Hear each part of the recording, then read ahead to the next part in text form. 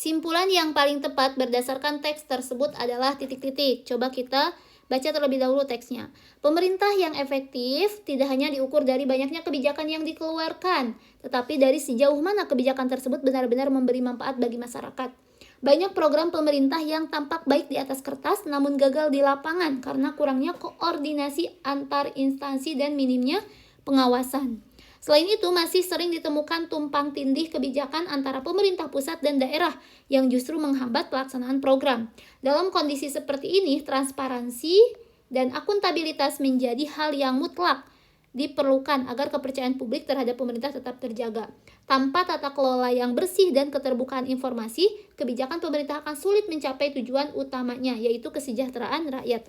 Berarti solusinya itu atau yang menjadi fokus utamanya itu justru si pemerintah itu harus ini nih, harus transparansi dan akuntabilitas menjadi hal yang mutlak diperlukan agar kepercayaan publik itu terhadap pemerintah terjaga, seperti itu ya, harus terbuka informasinya atau transparansi. Coba kita lihat pilihan yang A.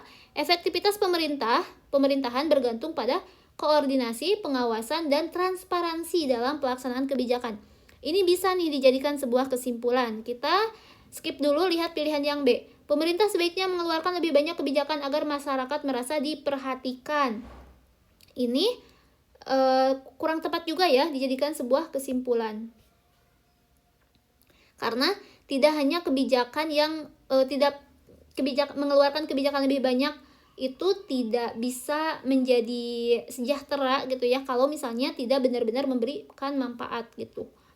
Kemudian yang C, program pemerintah selalu berhasil jika didukung oleh anggaran yang besar.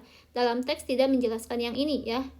Kemudian yang D, pemerintah daerah lebih baik dalam melaksanakan kebijakan dibandingkan, ini malah membandingkan, padahal dalam teks itu tidak menjelaskan perbandingan antara pusat sama daerah. Dalam teks hanya menyebutkan ini nih kalimat 3, masih sering ditemukan tumpang tindih kebijakan antara pemerintah pusat dan daerah gitu. Bukan berarti membandingkan antara pemerintah pusat sama pemerintah daerah.